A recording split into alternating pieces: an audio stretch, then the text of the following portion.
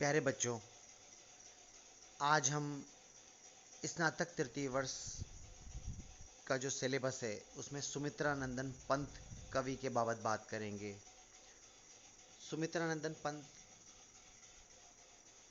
आधुनिक काल के महत्वपूर्ण कवि हैं और छायावाद के आधार स्तंभ भी हैं। उनके काव्य सौंदर्य की चर्चा हम इस वीडियो में करेंगे। इस पंत के काव्य सौंदर्य को परीक्षा में काव्यगत विशेषता या पंत का भाव पक्ष और कला पक्ष आदि अलग अलग नामों से पूछा जा सकता है। हम इसे काव्य सौंदर्य भी कह सकते हैं, काव्य सौष्ठव भी कह सकते हैं, या हम इसे भाव पक्ष और कला पक्ष की विशेषताओं के नाम से भी जान सकते हैं। पंत का जो काव्य सौंदर्य है, तो पंत छायावाद के आधार स्तंभ कवियों में से एक हैं। जो 4 कवि हमने माने हैं उनमें पंत जी एक प्रमुख कवि हैं। उनके काव्य में भाव और कला पक्ष दोनों दृष्टियों से बहुत सारी विशेषताएं हैं। हम इस प्रश्न को 2 भागों में विभाजित करके देख सकते हैं। पहले भाग को हम भाव सौंदर्य, भाव पक्ष कह सकते हैं। सुमित्रानंद पंत के काव्य में भावों का व्यापक सौंदर्य देखा जा सकता है। प्रकृति, रहस्यवाद, मानवतावाद, दर्शन आदि विविध विशेषताएं उनके काव्य में देखी जा सकती हैं। हम एक एक करके सभी विशेषताओं पर संक्षेप में चर्चा करेंगे। पहली बात यदि हम देखें पंत के काव्य में, तो वो प्रकृति का सौंदर्य है। पंत के काव्य में प्रकृति सबसे महत्वपूर्ण है। उनका संपूर्ण जीवन प्रकृति की गोद में ही बीता और उनके काव्य में प्रकृति अपने समस्त रूपों में, विविध रूपों में नजर आती है। प्रकृति का प्रत्येक रूप, चाहे वो आलंबन हो, उद्दीपन हो, ऋतु वर्णन हो, यहाँ तक कि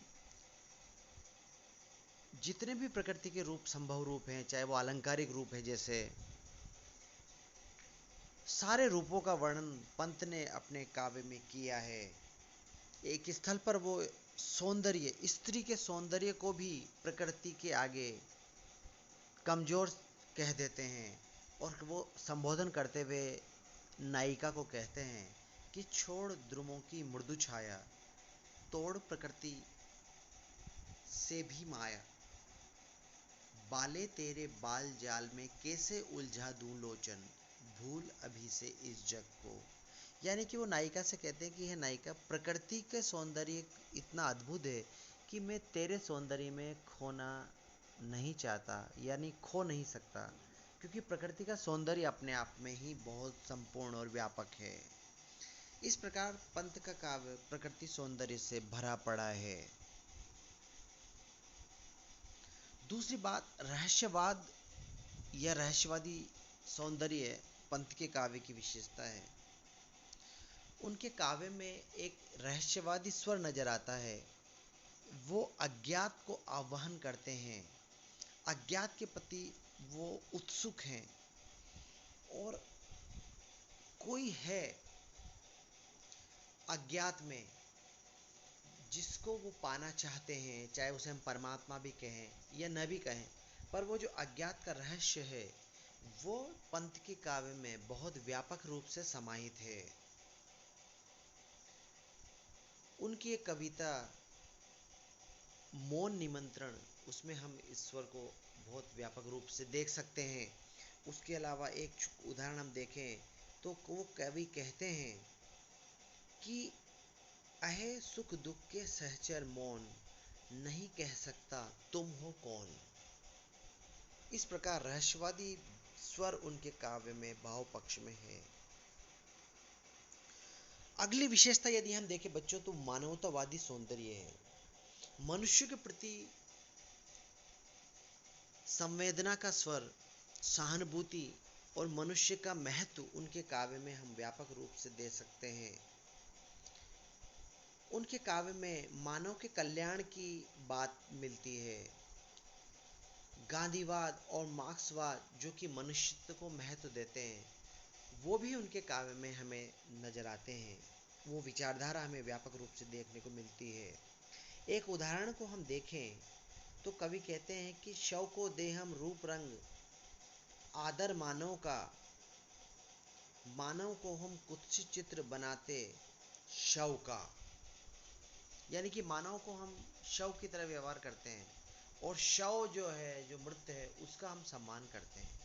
तो उनका मानना यह है कि मनुष्यता का सम्मान होना चाहिए या मनुष्य का सम्मान होना चाहिए।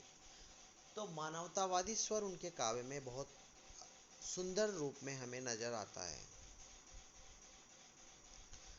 रस सौंदर्य भी उनके भाव पक्ष की एक विशेषता है।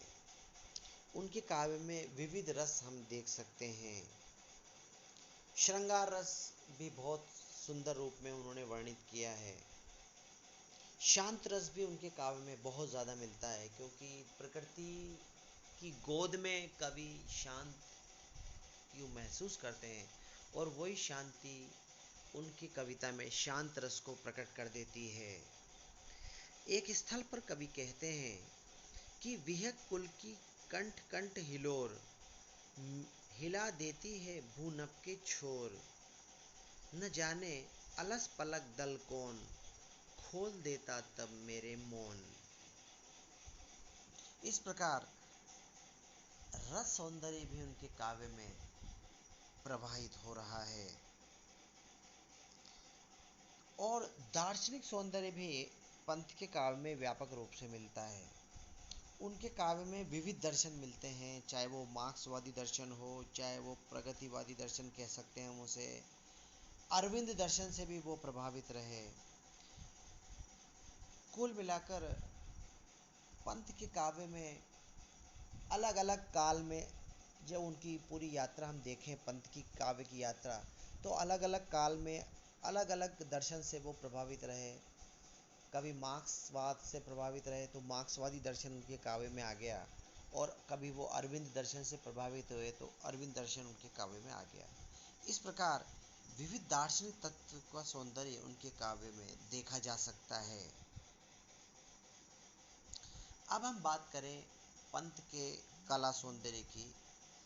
यद्यपि जो सुमित्रानंदन पंत हैं, वे एक भावुक कवि हैं और भावनाओं का ज्वार, भावनाओं का सौंदर्य उनके काव्य में हमें देखने को मिलता है। परंतु दूसरी ओर वो, उनका शिल्प पक्ष भी बहुत सुदृढ़ है। वो ज्ञाता है भाषा के, अलंकारों के, छंदों के। पर यह भी अलग बात है कि वो छंद के बंधन को स्वीकार नहीं करते, न अलंकारों के बंधन को स्वीकार करते हैं। पर चूंकि ज्ञान उन्हें पूरा है, इसलिए न चाहते हुए भी, यानी कि शिल्प पक्ष पर जोर न देते हुए भी, पंत की कविता में शिल्प की सुदृढ़ता हमें देखने को मिलती है। तो उनका जो शिल्प पक्ष या कला पक्ष है, उसकी विविध विशेषताओं को भी हम देख सकते हैं। जैसे पहली विशेषता हम भाषा की देखें तो पंत खड़ी बोली का प्रयोग करते हैं और उन्होंने तत्सम शब्दों का बहुत ज़्यादा व्यापक प्रयोग किया है। संस्कृत निष्ठ शब्दों का वो प्रयोग करते हैं। भाषा उनकी बहुत ही परिष्कृत है और ये समझिए कि खड़ी बोली का श्रेष्ठतम रूप पंत के काव्य में हमें देखने को मिलता है। वे ब्रज भाषा के शब्द, यहाँ तक कि अरबी फारसी के शब्दों का प्रयोग भी करते हैं। कुल मिलाकर भाषा की दृष्टि से उनका काव्य बहुत ही विराट और समृद्ध है। उनकी कविता में बिंब सौंदर्य भी हम देख सकते हैं। जब वो काव्य में कई बार इतने सुंदर बिंब बनाते हैं कि पाठक चमत्कृत हो जाता है। उन्होंने कई स्थलों पर छोटे छोटे बिंब प्रस्तुत किए हैं, जिससे उनकी कविता अद्भुत सौंदर्य से भर गई है। एक स्थल पर जैसे हम एक उदाहरण देखें तो उड़ गया अचानक लो बुहार, फड़का अपार वरित के पर, रवशेष रह गए हैं निर्झर, हे टूट पड़ा भू पर अंबर। बरसात के बरसने का दृश्य जो है, एक बिंबात्मक दृष्टि से देखें तो वह प्रभावी सौंदर्य पंत अपने काव्य में उत्पन्न कर देते हैं। हम अलंकार सौंदर्य को भी देखें तो पंत अलंकारों के बोझ को स्वीकार नहीं करते, परंतु फिर भी अनजाने में उनके काव्य में विविध अलंकार आ जाते हैं, चाहे वो अनुप्रास हो, चाहे वो उपमा हो, और भी कई ऐसे अलंकार हैं। अब जैसे मानवीकरण अलंकार है, वो उनके काव्य में कई स्थलों पर वर्णित हुआ है। इसके अलावा श्लेष, उत्प्रेक्षा, सभी प्रकार के अलंकारों से पंत ने अपने काव्य को अत्यंत सुंदर बना लिया है। एक स्थल पर वे मानवीकरण अलंकार का सुंदर प्रयोग करते हुए कहते हैं कि अपने सहस्त्र दृग सुमन फाड़ अवलोक रहा है बार बार। ये उनकी कविता में मानवीकरण है। और छंदों की बात यदि हम करें तो वैसे तो मुक्त छंद के समर्थक है पंत, और उनका काव्य ज़्यादातर छंद मुक्त ही हमें नजर आता है, परंतु फिर भी क्योंकि वो छंदों के ज्ञाता हैं, जानकार हैं, इसलिए पारंपरिक छंदों का प्रयोग करने से भी वो पीछे नहीं हटते। यद्यपि बहुत जो बहुलता है वो मुक्त छंद की है, यानी छंद से मुक्त उनका काव्य है। पर जैसे उनकी परिवर्तन कविता को लें तो उसमें हम रोला छंद को बड़ी सुंदरता से देख सकते हैं। तो छंद मुक्त होकर भी उनकी कविता अत्यंत सौंदर्य से घिर उठी है, और जहाँ पर वो छंदों का प्रयोग करते हैं वहाँ पर भी उनकी कविता में छंदों का बहुत ही व्यापक प्रभाव हमें देखने को मिलता है। इस प्रकार पंत छायावाद ही नहीं वरन हिंदी साहित्य के महान कवि हैं। उनके काव्य में भाव और कला दोनों ही दृष्टियों से अपार सौंदर्य वर्णित हुआ है। सच पूछिए तो उनका समस्त काव्य हिंदी की अनमोल निधि है। हम एक बार सारी विशेषताओं को संक्षेप में देख सकते हैं ताकि विद्यार्थियों आपको याद करने में आसानी हो। उनके भाव सौंदर्य में जो पहली विशेषता प्रकृति की है, फिर दूसरा रहस्यवाद है, तीसरा मानवतावादी सौंदर्य है, अगला रस सौंदर्य है, और दार्शनिक सौंदर्य है।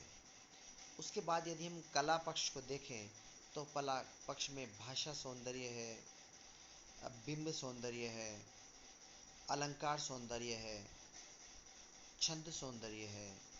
इस प्रकार पंत का काव्य अद्भुत है। उसमें भाव और कला दोनों ही दृष्टियों से विविध विशेषताएं हैं।